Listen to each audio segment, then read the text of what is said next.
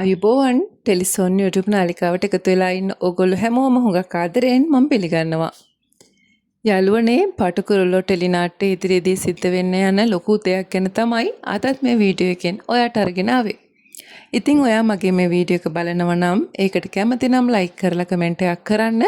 මතක ඇතුව channel එක subscribe කරලා නැතුව නම් වීඩියෝ බලන්නේ channel එකත් subscribe කරන්න. එතකොට මම දාන වීඩියෝ එකක් ඔයාට මම දාපු ගමම බලා ගන්නත් පුළුවන් වෙනවා.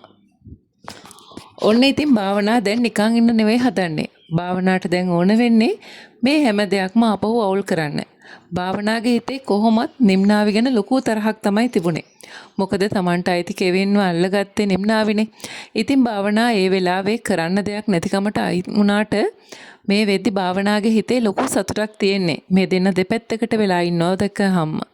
ඉතින් මේ වෙලාවේ භාවනාවට ඕන වෙනවා ඇවිලෙන ගින්නට පිටුරු දානවා වගේ මොනවා හරි දෙයක් කරලා තවත් මේ ප්‍රශ්නේ වැඩි කරන්න. ඉතින් ඒක නිසා තමයි භාවනා නිම්නාවිගේ තාත්තට කෝල් කරන්නේ. නිම්නාවිගේ අප්පච්චිට කෝල් කරලා භාවනා කියනවා භාවනාවට කියන්න දේවල් තියෙනවා කියලා.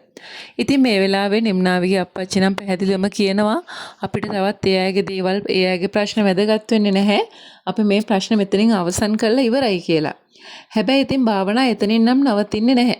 භාවනා අනිවාර්යයෙන්ම ඊට පස්සේ කියාවි මම ගෙදරට එනවා කියලා. ඉතින් ඔන්න නිම්නාවිත් ඉන්න වෙලාවක භාවනා ගෙදරට ඇවිල්ලා A to Z හැම දෙයක්ම කියන්න පටන් ගනීවි. මොකද භාවනාවට අවස්ථාවක් ලැබුණේ නැහැනේ මේ දේවල් කියන්න. ඉතින් භාවනාවට දැන් තමයි අවස්ථාව ලැබිලා තියෙන්නේ.